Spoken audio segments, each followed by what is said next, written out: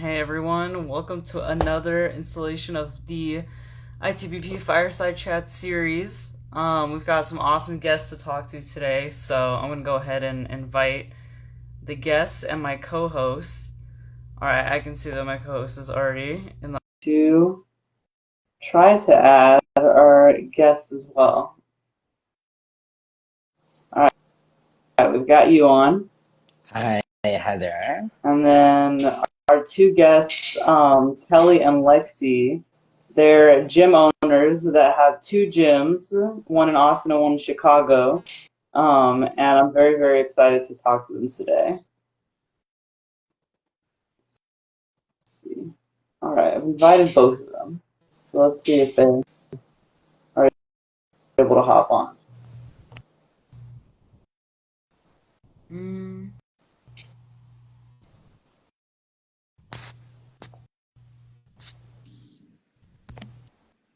All right, we got one. Hello. Hello. Hi. Okay, Kelly said she's hopping on her account, Yeah. right? Awesome. Did she get my invite or am I? Maybe Yeah. resend it if possible. She's right here. Okay. Here, I'll cancel an invite again. You can also, if you hop into the audience, it's a lot easier for me to just go ahead and add you because it's saying you're unable to join. So if you hop into the audience, I can add and request to join. Maybe That's it's usually how Fung does it. I just see if you can just hop in to the audience and then And then request to join. request to join. Yeah, we have a lot of technical difficulties when we try to invite people directly. I don't know why. It like always gives us issues. Sounds right for technology. Yeah. All right, I got her request.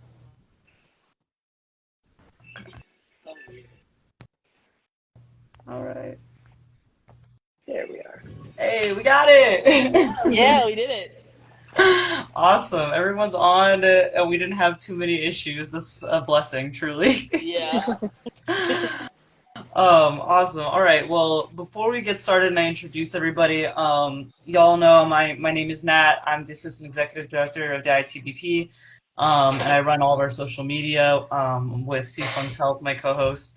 And I just wanted to give a quick shout out to our competition that we have this November on November 23rd in Atlanta, Georgia.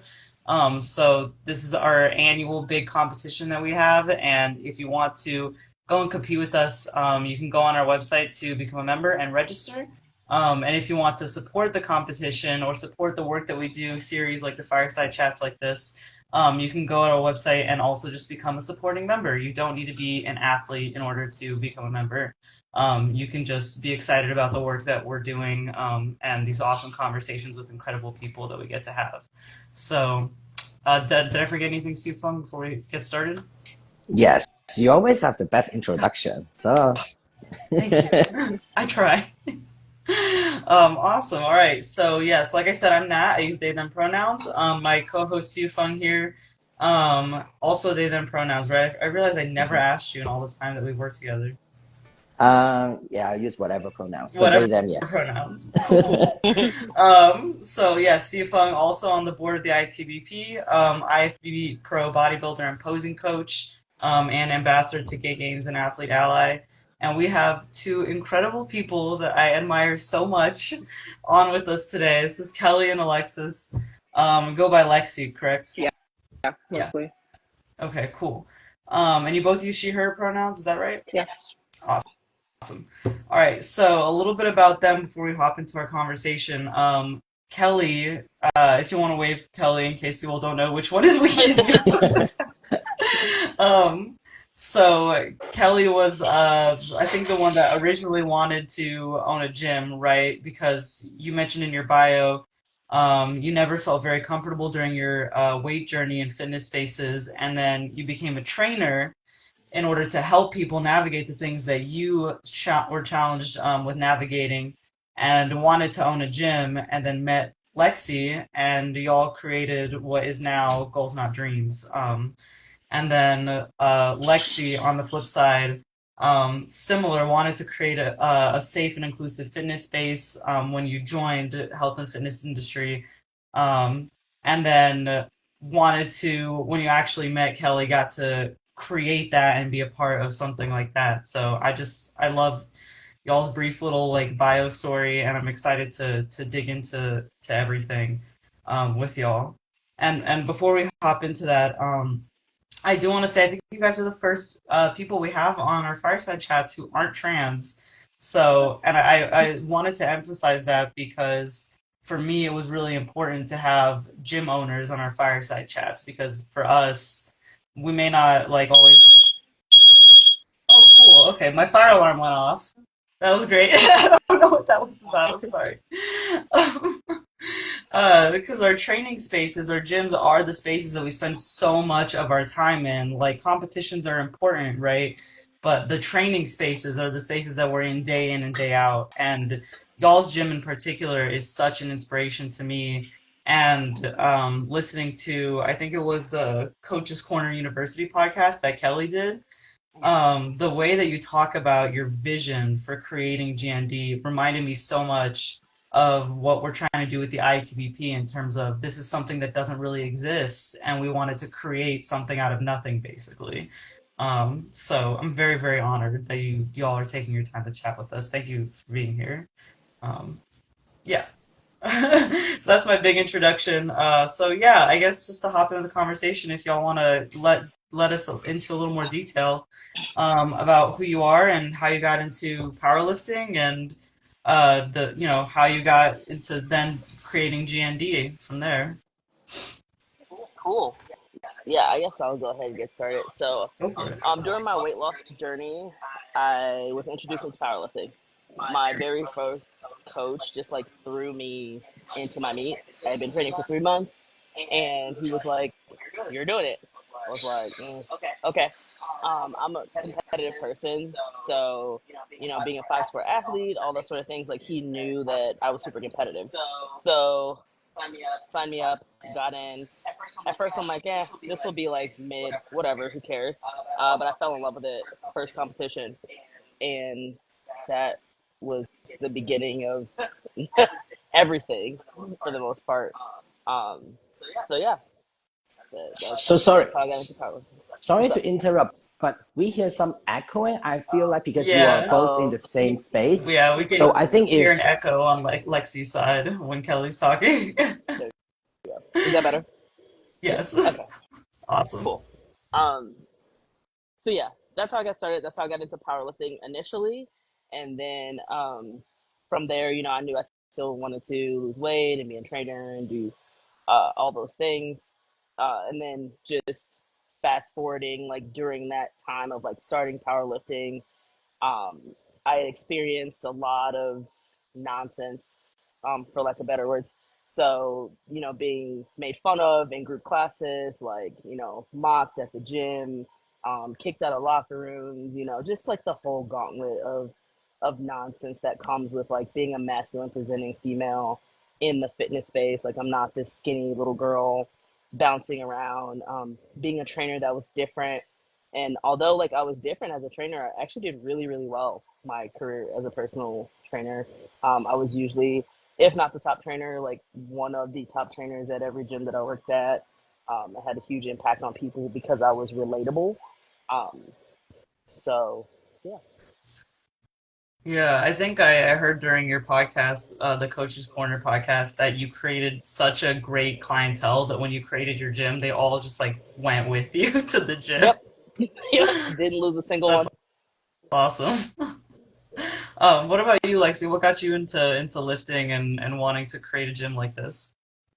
Um, so I've been lifting for probably since I was 10. Because I was always a very, Nice. very small child, and you can't tell right now, but I'm fairly tall, and I've been this height for a long time, so I was like a twig. So I've been lifting for a while. I'd been interested in just, at the time also, I lived with my dad, who was a very large man, so it just seemed kind of like second nature at that point.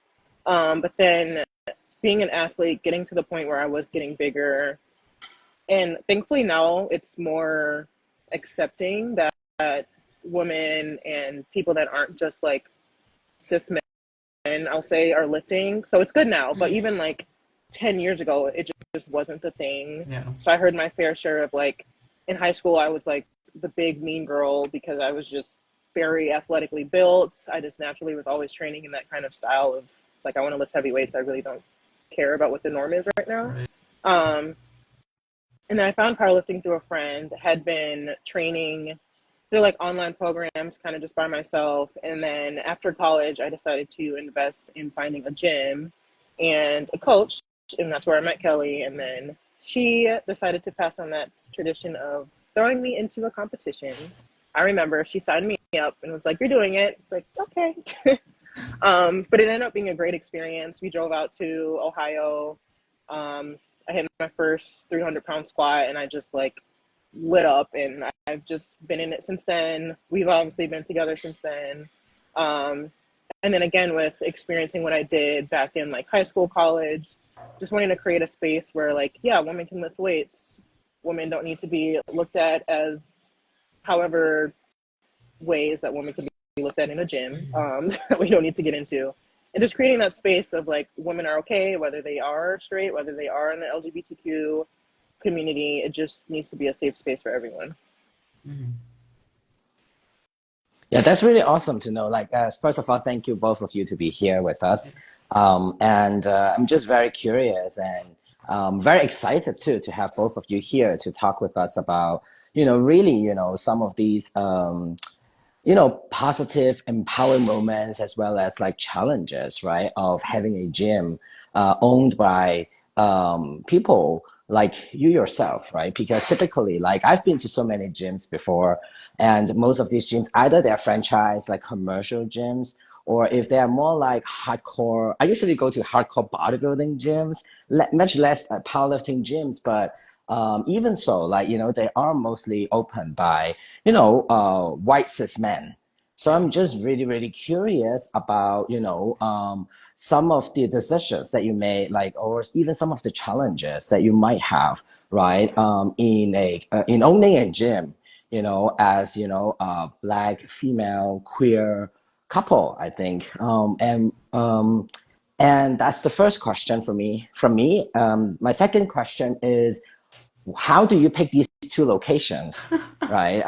Of the gym. That's something like I've been like, They're discussing very back and forth curious with about Nat. it.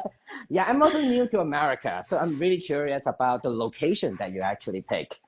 And I'm actually from Texas. I actually went and worked out at Liberation Barbell before y'all bought it, so I'm very curious about that process as well. So location for the Chicago location, we wanted to be accessible to more people. So we wanted to be in the downtown location. That had always been my goal. I'm like, I'm gonna put a gym in or near downtown Chicago because most powerlifting gyms aren't accessible by bus and train. So that leaves a huge population of people like out of the equation for training. And then you'll meet people that need to like have to, get a ride with someone or like figure out how they're going to get to the meet or whatever. And it's like a whole thing. And it's a barrier for entry for the sport. So that was the purpose of picking like the Westwood location because we have a good percentage of our population don't own cars, whether that be they can't afford one or they live in the city. And it just doesn't make sense to have one because their job is close, their school is close, like whatever the case may be. We also do have a lot of students, and obviously they're on foot or bike because the UIC campus is, less than a mile away. Um, and then Austin was a fluke that wasn't planned. The plan was not to have a location in Austin, but the opportunity presented itself, and like I'm a very big proponent of this. Like I at least have to try it. If the opportunity makes enough sense, I at least need to try because I'll kick myself forever. I'm very much a person that'll be like, what if, what if, what if? Like, oh my God, I can't believe I didn't at least try it. Um, and knowing that, most mistakes are fixable. So like, even if it's a bad idea and the two locations in two different states doesn't work out, that's okay. I tried it. I can check it off the list. We did our best. And then, we keep it pushing. So it was a complete accident that the other location is in Austin. Ah. But for Chicago, is there a particular reason why Chicago? I Is think it you guys are something? just from Chicago, We're right? So from that just Chicago. Ah, I Yeah. see, I see. So you already know the community, you have an Hmm. idea, and then you have been kind of, I believe, working out in Chicago pretty much, right? And Right. then, so can you give us an overall idea of your impression? For example, in Chicago, how does the powerlifting community or powerlifting gyms look like in general? Are they in general LGBT inclusive, or yeah? You want to talk about that? Sure. I would say in general, no. Um, for the yes and no. The I don't want to say any names, but previous gyms that's that we've been okay. at, they will claim to be, but then I guess especially also being black and in that community probably also just has its additional challenges. Mm, But I'm pretty sure the both of us, if I can speak for the both of us, have not had the best experiences in the gyms around that we have gone to. mhm. Um, so yeah, I guess the easiest answer is to say no. And then if they are, like Kelly was saying, they're just not accessible. So to those people that need those the most, they just can't get there. Mm, got it. Yeah, and that makes sense, and that's what I was thinking about too. Like sometimes the inspiration of like creating a space, especially a safe space, right, for communities that are traditionally being marginalized or stigmatized, right? It's always because we had experiences,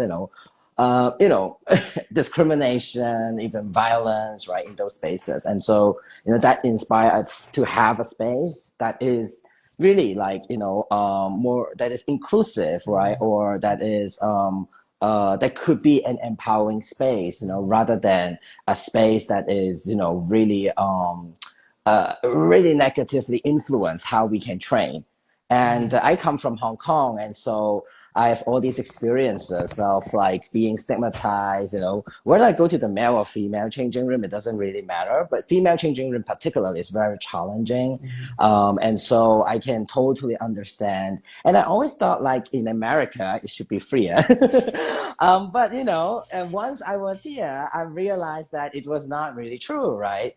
Mm, And so, like in comparison between like Chicago and Austin, because I heard from Nat that like Austin is a more like demographically more diverse, in a sense more inclusive. And so, do you feel like there's a difference in terms of how the reception? So when you open these two gyms, right, the reception of the local community, do you find a difference, or is it more like similar in that sense? It's very different, like Mm, extremely different. The community we have in Chicago is, very on board. They're very close knit.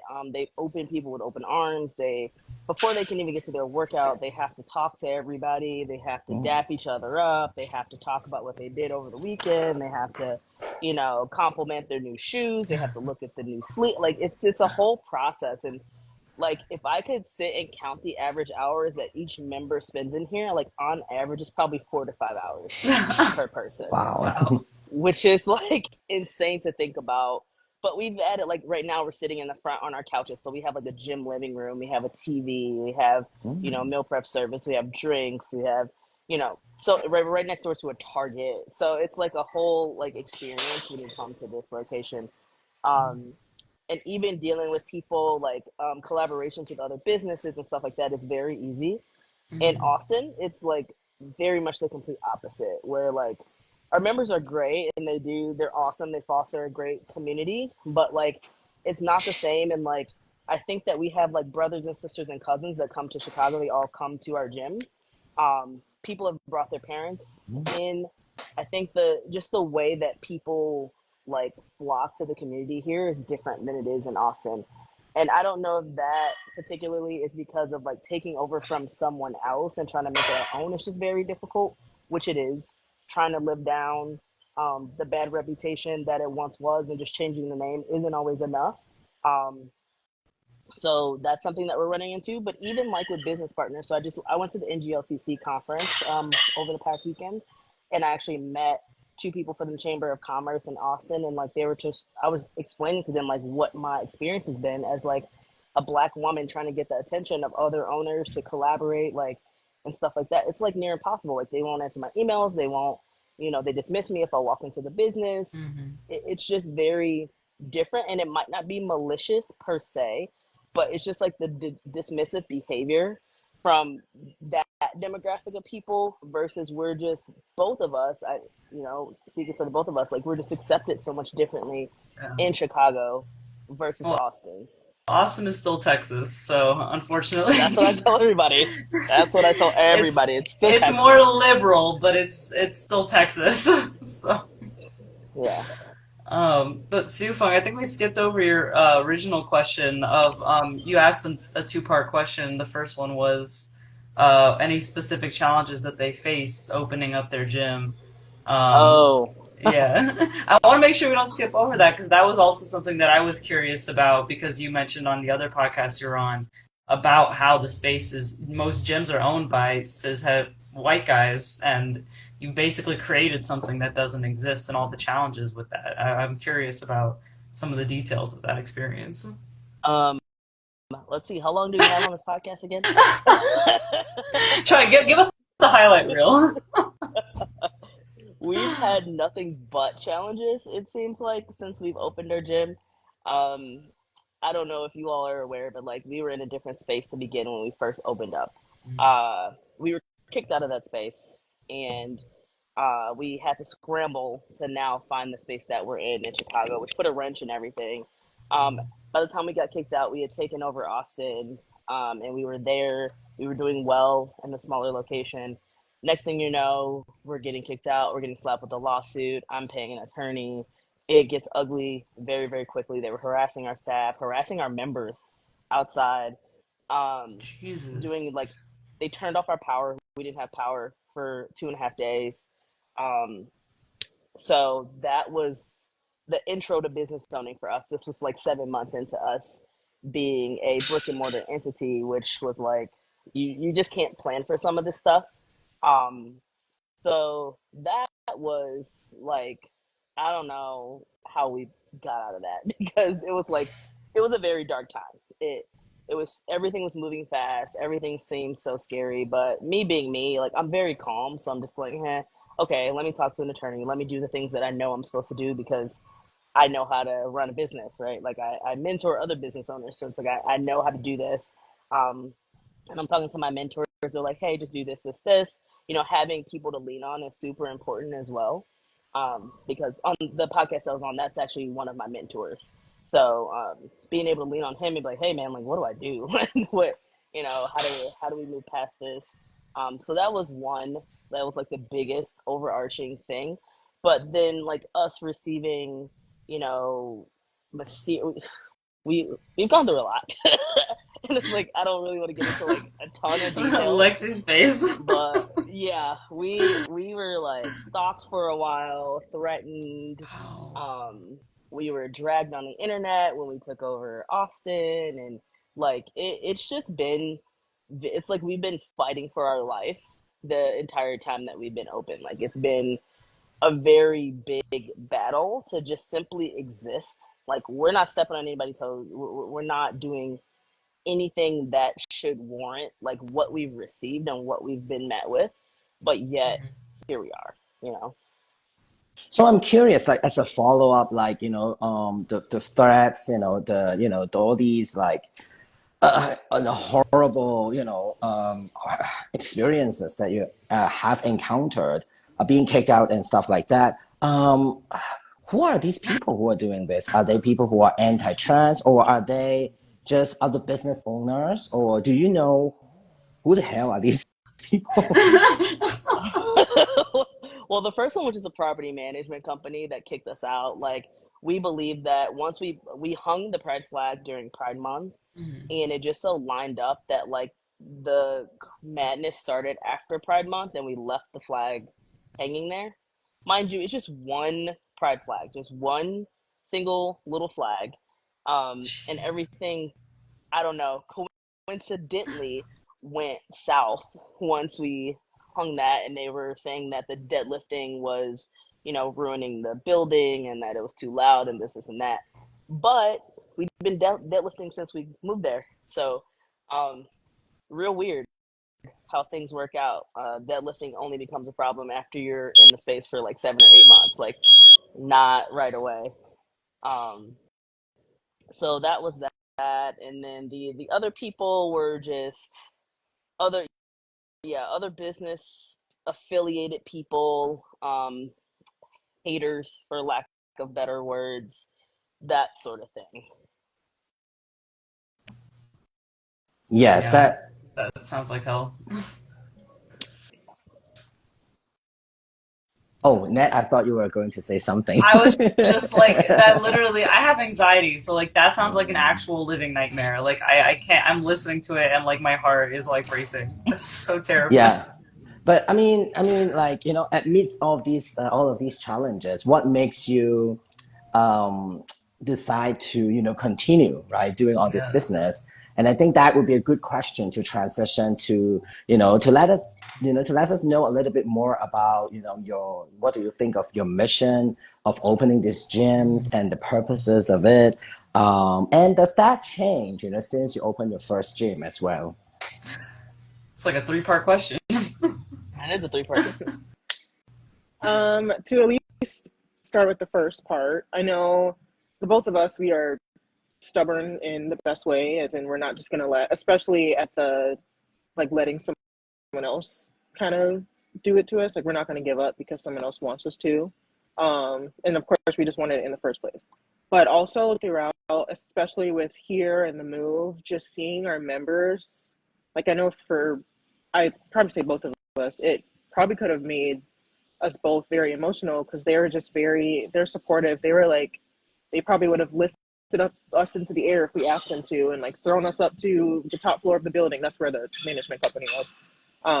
But like the lights were out when they turned them out. They were still there lifting. They were bringing flashlights. They were turning it into a joke in the best way. When we moved, it was all of our members that helped us move. Like we didn't have to hire any sort of moving company. They put everything into pieces, put it into our truck, helped us move it here. They've just been very, very supporting throughout all of this. And we just know that we can't let them down. Like they're truly our family. And then what was your second part? Oh, our mission. You want to talk about that? Um, so there's a lot of small missions that I have um, in the mix of all of this. But number one is being an inclusive, like no bullshit environment. Like people who are against what we believe and how we operate know for a fact that they're not welcome here. Like it's not a question. We every single staff member is loud about where we stand, and I know you'll get a lot of business owners that say, "Oh, we don't want to draw a line in the sand, and we want to be, neutral and whatever. If you're transphobic, homophobic, racist, you can stay on the other side of our doors. That's just it. I don't care like what Right. people say. Like people should be able to walk in here and know for a fact that they're safe, regardless. And the amount of women that have told us, like, man, this is the first time I felt safe in a gym.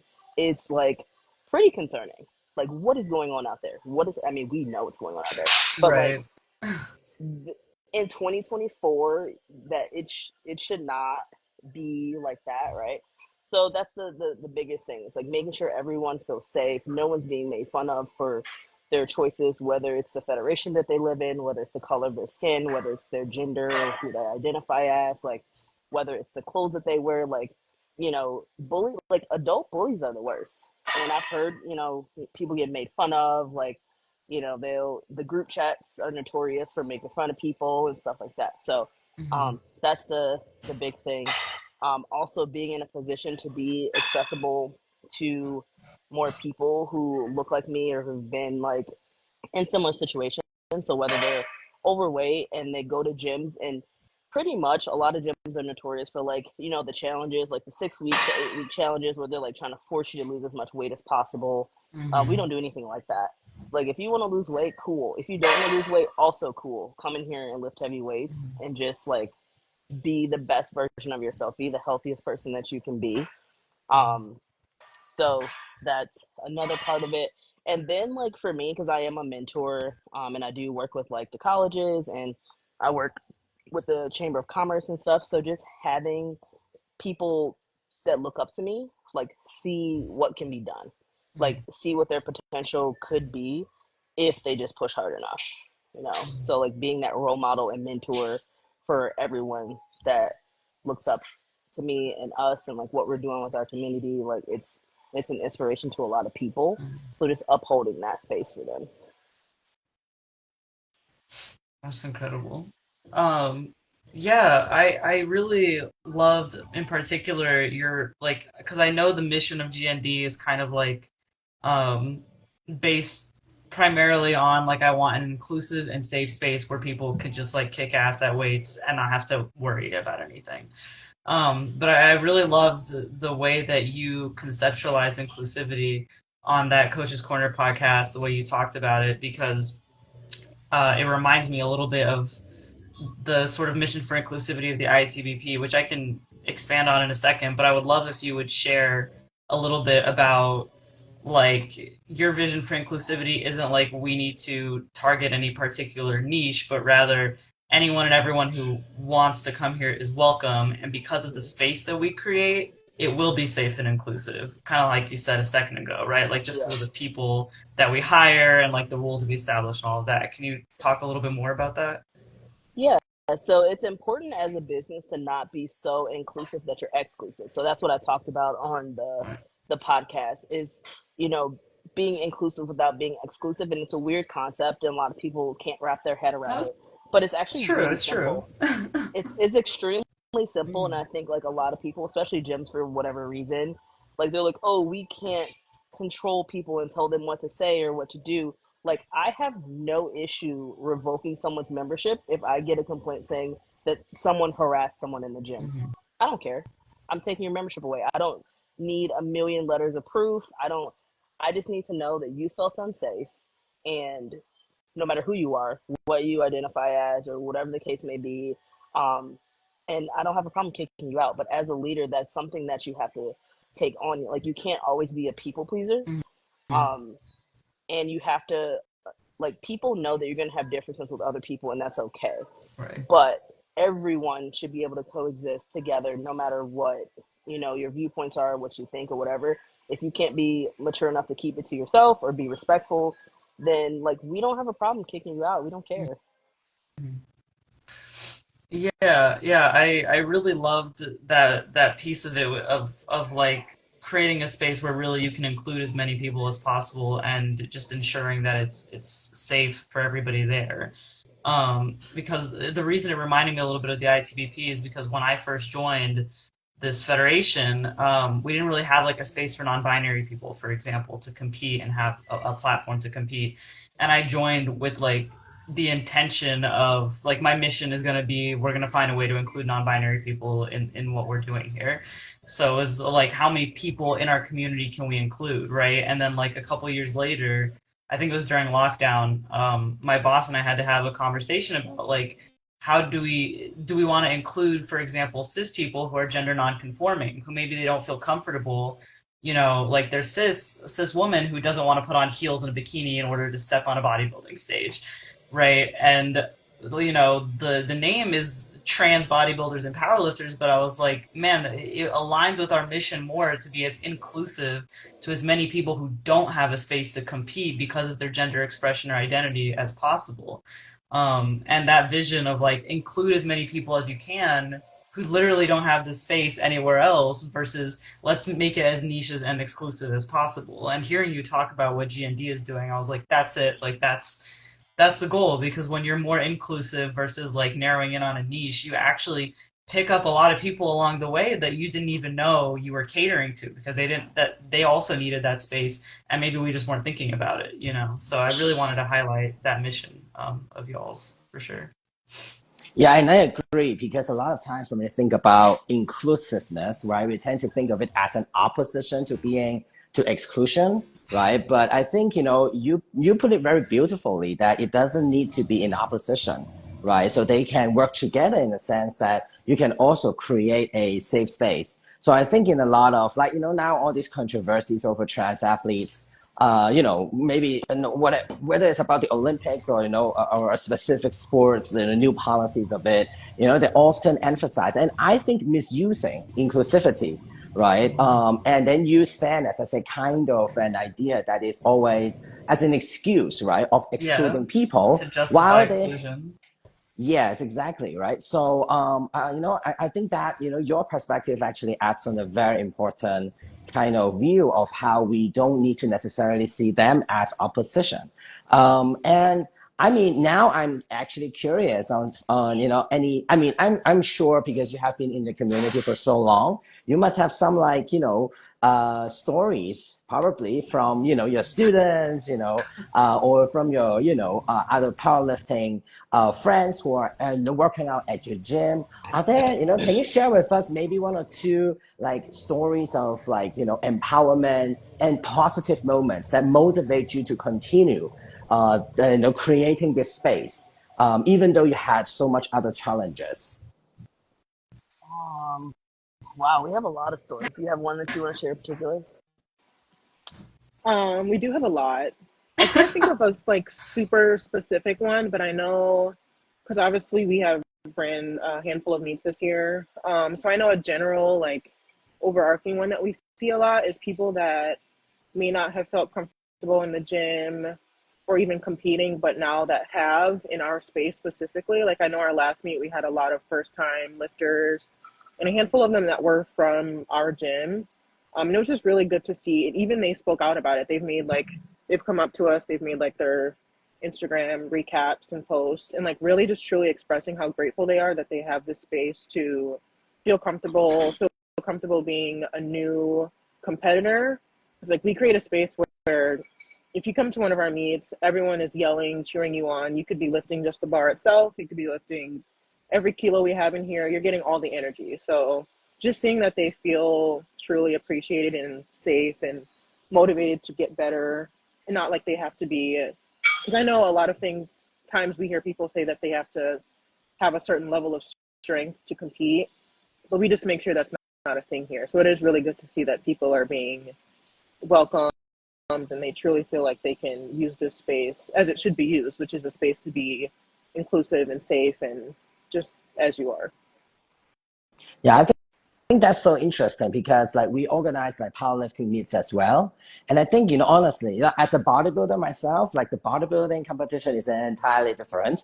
Like we are so like individualistic, we're very competitive. Like we tend to be like, okay, no, I want to be the number one, I want to be the best, right? And so there's a lot of like I think it's still healthy, but there's a lot of competitiveness.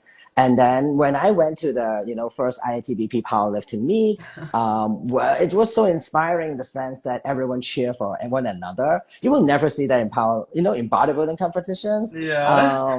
And I feel like and I it gave me an impression that the powerlifting community in general are much more they're happy with other people lifting heavy weights or even heavier weights than Right. themselves. And so, I'm always very inspired by like powerlifting meets in general and the powerlifting community in Right. general, where everyone cheer, with one another. And we also see that, competitors among competitors, even though they don't know each other, they would help each other out, they would spot each other. And Mhm. I think that is the kind of spirit that we need, right? In sports, because there's so much it's not sports is not just about rivalry, right? Or competition. It is competition, but it should be also fun, should be, safe, and it should be, bringing and helping each other grow. And I'm so excited to be able, probably potentially, to come to one of your powerlifting meets in the future, to know more about how to create that kind of sense of belonging among members. So any other, like that's a more general trend. Is there any other general trend that you also see from people lifting at your gym? Um, it's become like something that I've really never seen before, like the camaraderie amongst our members. like for example, in our last meet, we have two of our members who are very very strong. They were competing basically head to head for the best lifter banner that we got created. And when the one guy finished his lift, he comes off the platform. The other guy was up next, and he was cheering him on like they're head to head, and he's cheering him on like, "Come on, don't let me beat you," And that's like what I want to see. That is what is going to help the sport grow. Is people. I truly love to push people to their limits and to be the best version of themselves. And I want to be around people who are interested in doing the same. It doesn't matter if you're my competition for now. Everybody's going to have their moment to shine. And I think that we all need to like embrace that sort of mindset, especially within powerlifting, because I mean, come on, it's a pay to play sport. So let's like let's lift each other up. Like let's not have the negativity, all the talking trash and all this kind of stuff. Like make it a healthy thing for people to be a part of. And that's just what I love to see. Like you won't ever see our members specifically like tearing anybody down. And we go to other meets, and we've other meets like in the local area, and I look around, and every single person helping on the platform. There was one meet we did at a different gym out in the suburbs, and every single person who was working that meet was a member of our gym. And to me, like that means that we are doing what we're supposed to be doing. We're active. We're all active within the community, from the staff to the members. We're all lending a helping hand to other gyms, other meets, other businesses, and collaboration with them. Um, and that's just exactly the type of environment that I want to cultivate for us. And that's just how it should be if we want to see the sport grow. Somebody just commented in the chat, you barely even need to ask for a spot at GND. Folks are scanning the room and trying to spot each other. That is like true. I love that. Very, very true. I always get anxious asking for a spot. That's really cool. Yeah, you don't have to ask. It's like eye contact. You're like, okay, I got it. Yeah, and I feel like, really, I work out at gyms a lot, and then I think I rarely see um, that kind of friendship, and I'm always very jealous about, I'm jealous about powerlifters. Like, how come they can be so like, so non-egoistic and also like, just really being able to help each other out. And I wonder if it is because of the nature of the sport itself, right? That kind of makes such a difference because I rarely see it in very. I'm not saying powerlifting is not an individual sport, but then you need even when you do a competition, you really need a lot of people. You need a team, right, to help you out and everything. So it's even though it's a person who lifts, but then it's a very team effort. So I think maybe that is one of the many reasons why I always get fascinated by powerlifters. It's The true. kind of like spirit, and that is something that I would really want to see in other sports. Like for example, in bodybuilding, where it is like it's difficult, even though like again, bodybuilders is one person showing on stage, but then they actually have a big team, right? Helping the person out, but then you don't see that kind of like uh, just that level of like lifting each other. And I think that is something, I believe, if you can create a safe, inclusive space and community, that is something that could make it possible. So I'm just very proud of what you two have done, and amidst all these different challenges. And so I am now curious about future, right? Something that That's what I was thinking next. yeah, the kind of are you have do you have future goals about expanding to more than two gyms, and or like just expanding your existing gyms? Yeah, because GND seems to be more than just gyms. It seems to Mm. be like a community or something. Like, is there gonna go beyond just gyms? Like, what is kind of your vision for the future? Great question. There's a laundry list of things that are in for the future.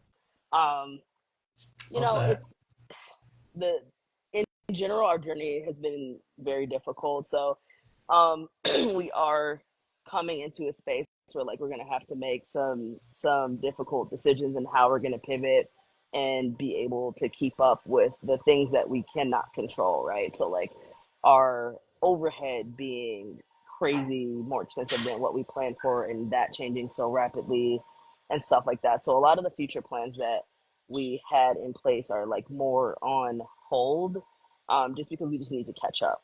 You know, we no one expects for their overhead to triple after only being in business for 8 months. You know, like no, there's no matter what industry you're in, you can't, really prepare for that. So continuing to pour into our community is one thing, but also I guess a bigger thing that we are going to be working on before the end of the year is creating our foundation and scholarship program for trans and non-binary folks who may not be able to afford like training or membership, or maybe they want to compete and like can't afford the coaching.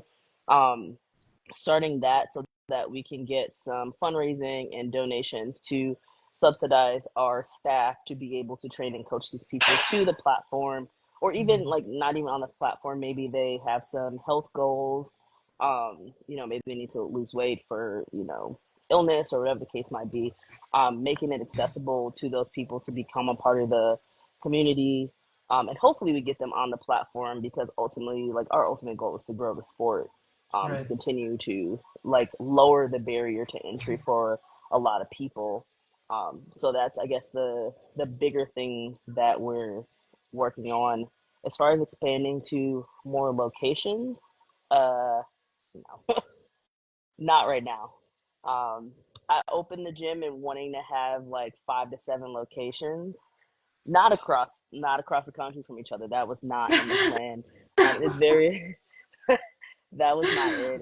It's very, very, very difficult to do so, especially when you're dealing with vastly different populations of people. Um, so I can, with confidence, I can speak for both of us to say we probably won't ever open anything else out of state.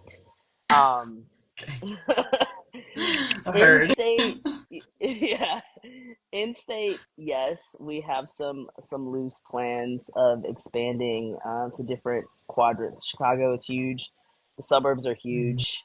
Um, so yeah, we do have plans of expanding within the state, but out of state is probably a big no. Got it. Am I missing Oh something? wow. I mean, I even if you don't expand the gyms out of state, I love kind of the way that you're using GND as like the platform that you've created and the spaces that you have to sort of uh, create more resources for the community even beyond just like a gym space. I mean that like kind of scholarship program for athletes that don't have access. I think I've seen that before. I know Pool for Pride, the organization, did something similar, and it was really incredible to see like these people who really like lifting, but like just can't afford a gym membership or can't afford the fees to go to compete, getting to have access to these spaces because of like that limitation was removed thanks to the scholarship. So yeah, that's thank you for wanting to be a part of that and creating that resource for.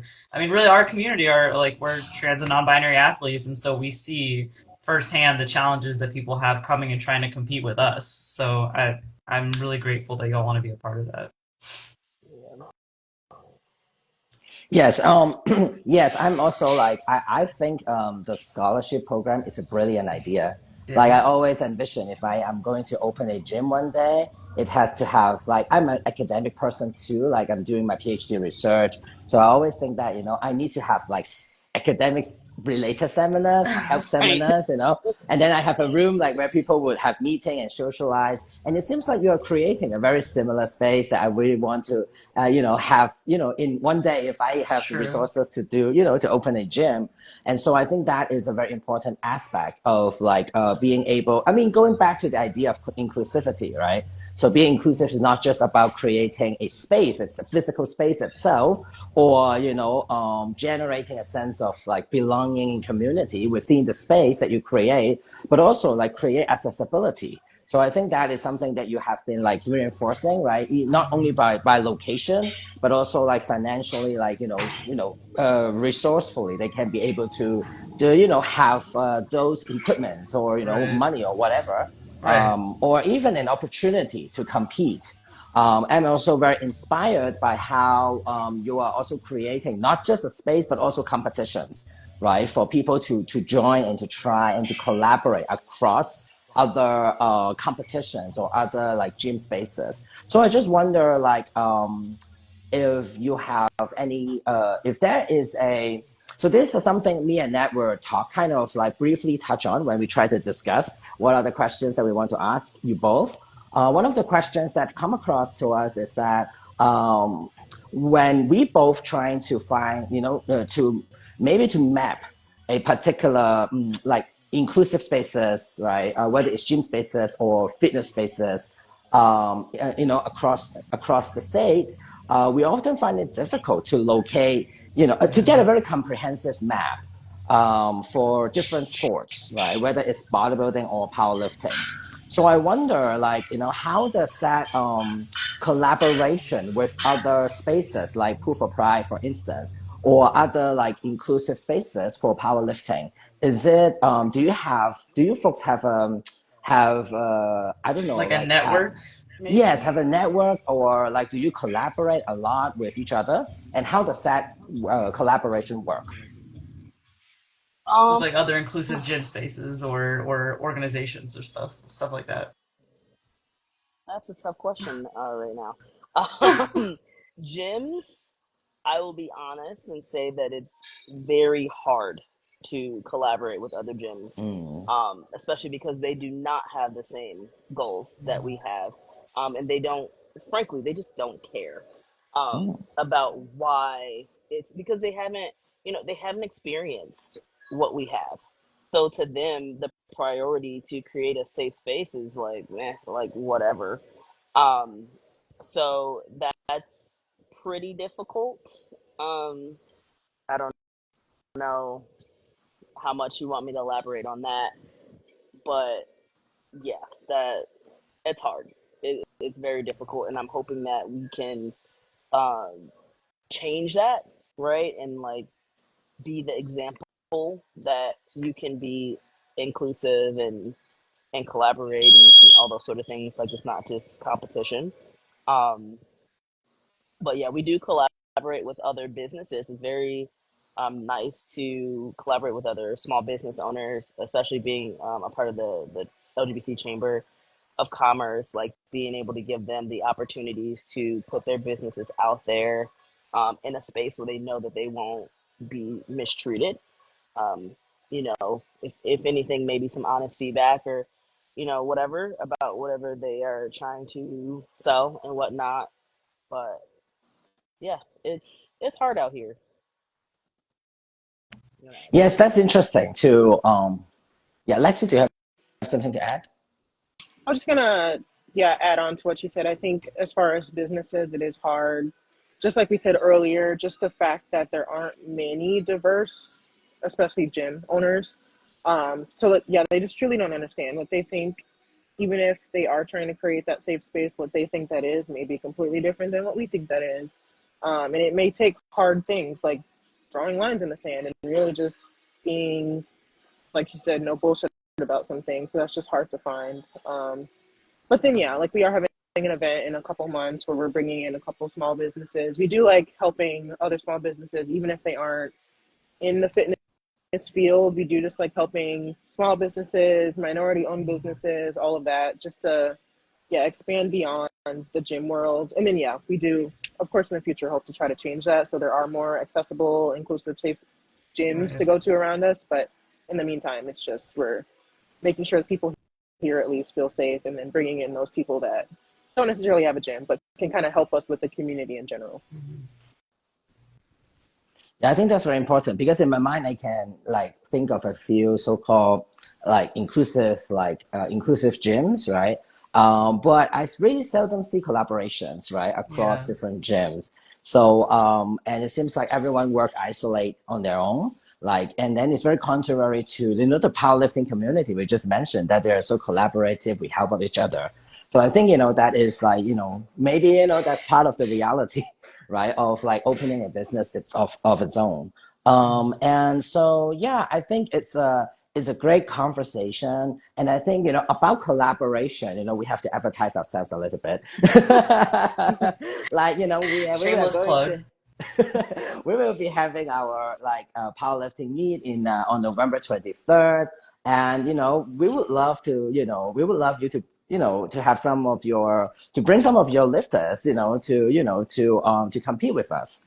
And I think, you know, we also have, at least from my experience from last year, it was a very empowering moment. Yeah, Like, last year's it was, powerlifting meet was incredible. It was amazing.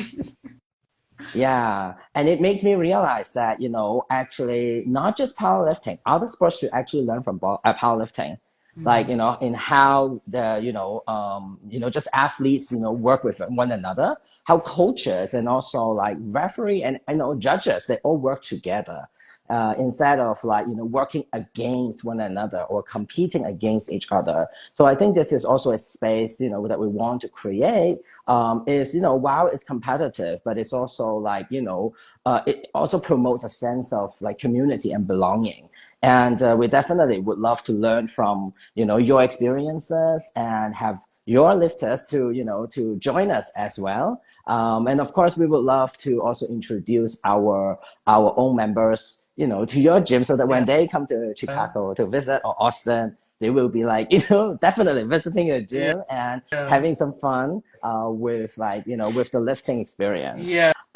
So I do yeah. want to emphasize on that. Part of the reason that I wanted to invite gym owners on here is because we get DMs all the time from people about like, do you know an inclusive trainer here? I live in this city. Do you know where I can lift? And I'm like, you know what? Let's just bring some of these awesome gym owners that I follow to talk to us so that when they ask me that, I can be like, here, you're in Chicago, here's GND, go there. So, yeah. So yes, I mean, thank you so much. I think both of our, I mean, we are done with our questions, but we have a few audience questions that we would also love to ask you. But before that, we just want to thank so much for, you know, for sharing your story, for sharing all these empowering and also challenging moments of, you know, owning a gym. And you know, we would we're very honored to have you here to talk with us. So, Nat, do you have any questions on your side? I do. One actually just came in piggybacking off of that conversation we just had, which was somebody asked, like, would you ever consider affiliate gyms? So I guess gyms that are already being owned and operated by somebody, but maybe just taking them under the management of GND. Like you wouldn't go in and like start from scratch. You just kind of rebrand it as a GND affiliate gym. Was that something you'd ever considered or? Um, we've done that once.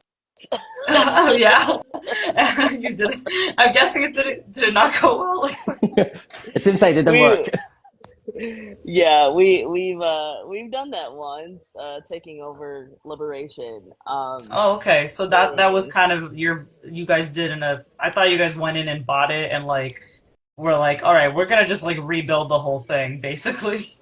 yeah, that's what we did. But I guess as far as like bringing them on, being affiliate, it depends on what that would entail. Hmm. Um, yeah. So I guess the answer to that would be like it depends. Um, Buying a pre-existing gym and just trying to rebrand it as GND, like that's never gonna happen again. That's not. It's too hard to do, Okay. and it doesn't even have to be a gym. I think just like from a business perspective in general, it's just very hard. And because gyms are such a high risk like investment, Hmm. um, like situation, that it's too hard. Like the overhead is like constant, and if you're trying to rebuild and the community shifting, it's like unless you're a millionaire, which we are not, it's too hard to keep up with that, like the cost. And whenever a business changes hands, you lose people, right? You lose Hmm. staff, you lose members, you lose. So we wouldn't do that again. Um, I don't. I would be really interested in creating a network of gyms Okay. who like, you know, can prove that they are interested in making a safe space for everyone. Mhm. Um, so many people say it, but it's just been proven time and time again that it's just not a thing. So it's hard to want to align yourself with those people when you know that as soon as a difficult situation happens, they will fold. Um, Mhm. and that's just not really something that I'm interested. I know she's not interested. Our staff are very like they're very important in our process, and I know for a fact that like they would not want to align themselves with someone who's going to fold under pressure, because a part of our mission is we're the backbone, right? So Mhm. and that's coming from like even my chamber background of working with the chamber. Like we're the ones who's arguing in the boardrooms with the governors and the mayors and the political scene of things, and like asking for the inclusivity. So same thing with business. Like Mhm. we're the backbone, and we need other backbones, right? Right. We can't just carry everybody ourselves. Like if you're going to be affiliated with us, you have to, you know, actually believe the same things. Mhm. So that's pretty difficult to find. Yeah. No, it definitely is. I mean, I know, I don't know if you're familiar with the Out Foundation. They're another organization as well, and they have a map of inclusive gyms that they're trying to build. And you can just see from that map, like they have level one, two, and three of like how well they're doing to be a safe and inclusive space for LGBT athletes. And most of the gyms on there are level one. First of all, you can't even find a lot of gyms in period that can be mapped on there. And then two, most of them are level one. They're not even like at the level of really taking that full on initiative of that you guys really are doing with GND. So it's a tough set of criteria to meet. Hmm. And y'all are really succeeding at doing it, but it is you want to build a network of people that are on that same level that you can help kind of bring up to that level, and it's hard to find people that are willing to do that. So I empathize. um, awesome. Well, I don't know if Lexi had anything else to add. I have another question for y'all. Um, Um, Nothing different, probably just the same. Like I think it would be again, it depends. But it would be hard to try to turn a gym around that's already been existing, because it gets down right. to the point like what Kelly was saying. If someone complains about someone bothering them, then they're out. Here, at least that's how we run. So it'd be Right. hard to try to switch a gym to also follow that, especially if we're not necessarily going in and like completely taking Mhm. it over. And yeah, we just wouldn't want to put our Right. name under a place that doesn't follow those same morals, I guess Right. is the You'd have to word. But trust that they would be willing to take the same actions that you guys basically would. yeah, and that would be hard. So That's it's yeah. a hard, yeah, that's hard to trust that. Cool. Well, yeah, and then the other question that I had, somebody asked earlier this week. Sifung also had a similar question actually, which is, are there any unique challenges that you guys had to deal with, being a couple and being business owners together, and kind of did the challenges that you guys faced, do you think, strengthen you guys as a couple, or and strengthen the community that you're a part of? Being business owners, because I know some people say you're not supposed to get into business with your significant other, but some people say it's like really actually was really good for them. So I don't know. I think we actually fit in the way where like we're different, but in a good way. Hmm. Um, like in areas that one of us may not care to or be great at, the other one of us can pick it up, and I think we're pretty good at that. And I think the staff that I mean, this doesn't have to do with our relationship, of course, but the staff that we hire is also really good at that. Hmm. Of picking up things that we may not, even if it's just literally don't have time to Yeah. do, they're good at that. Um, but as far as difficulties, I the hardest part probably was having to deal with the challenges that we did have to deal with, but like literally together, if that makes sense. Like us being literally sued by our previous property management company, and them trying to come after us, but like also our personal assets. It's like I in that time frame where like they could try to take everything from us, and that's literally everything that we have together. So at the time it was like, of course they didn't win, but like if they were to try to take our house, like that's both of our house. And Right. like there's things like that And like when we were getting stalked, it's like, well, we're literally both getting stalked at the same time. We're worried about each other, just things like that. I don't know if we have any others, but yeah, just having to think about each other in that way where it's like, are we both safe? Are we both like, this is both of our lives that we're dealing with right now. So, I think that the reason a lot of times, like, people say don't get into business with your significant other and whatnot, like it is difficult, but it's like it goes back to like what my grandma always, because she was in business with my grandfather, they were in business together, and it's like it's us versus the problem. It's not us versus each other. And the problem being the growth of the business, that's not a problem, but like that is the thing at hand that we're trying to accomplish, and like reminding each other that we each have the same goals. This We're not fighting with each other, and we're so busy.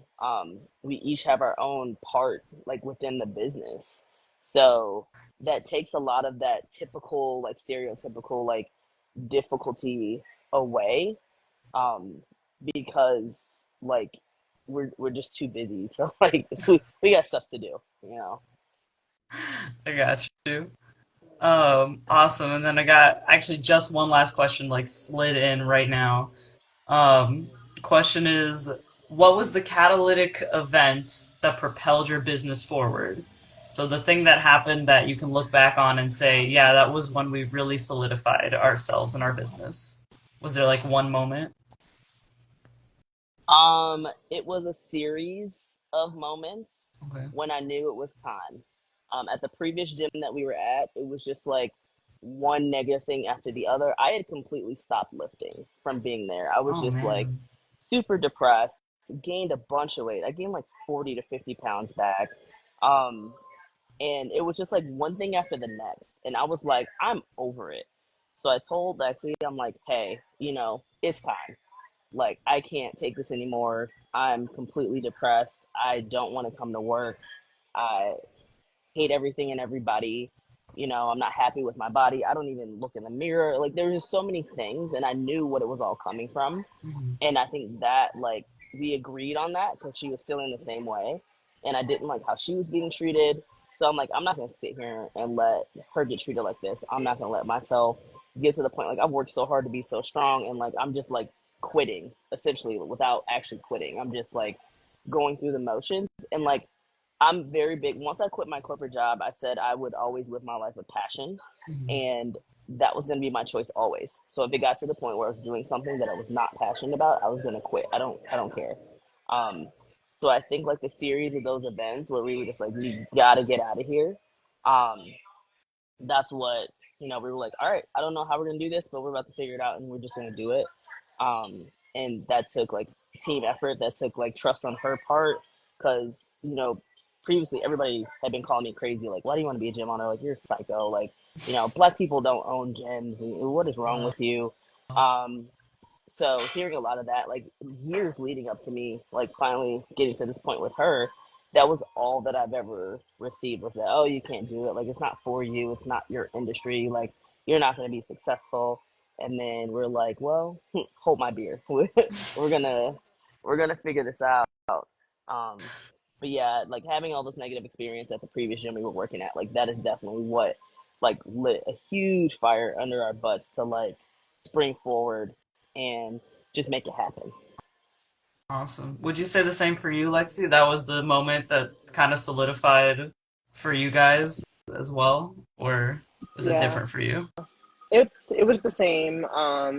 Like she said at the time, it's like crazy to think about. Just the way they were treating us was honestly ridiculous. I truly think that they obviously were good now, but at the moment, I knew and believed that they were just really stunting my growth as a trainer, as a person. It was just like they don't want you to be great, especially I've just always been a person where I'm like, I'm not going to be fake. I am who I am. And they just don't like that. They wanted you to either personal little assistant in probably the worst way you can imagine. It was just truly not a good, not a safe environment. If you don't do what they want, they wouldn't give you, like we were trainers there, and they wouldn't give you the leads. They would ask us to scrub the floor, honestly. It was just truly Jesus. ridiculous. it was hard to grow as a person. It was hard to grow as far as our strength.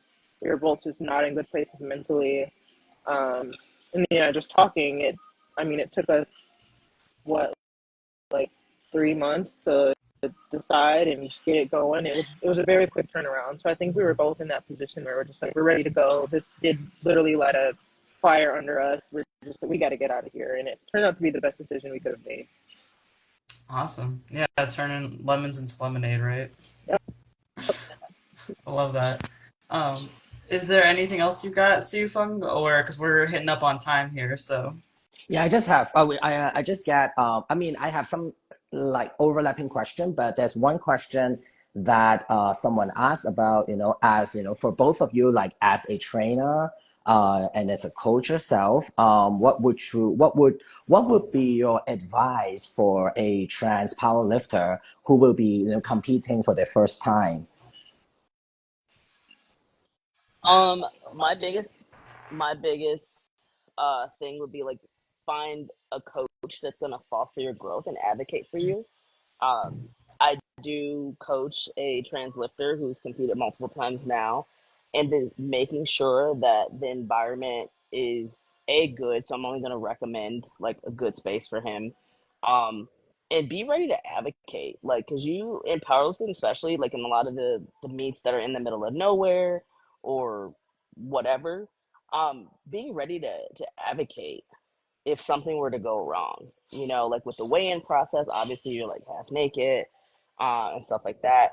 I think like it's important if you want to get into the sport and do your first meet, like researching extensively, like where you're going, who you're going to be dealing with, ask questions, ask people within the community, ask us. Like I've been doing this for over 10 years. I know a lot of people. I know who to stay away from. I know who's I know who's good, Um, so like just not being afraid to ask like, hey, am I walking into the fire if I go do a meet here or what have you? And if they do have a coach, like, I'm not a confrontational person until you mess with my people. So if you treat my people any type of way, like that's it.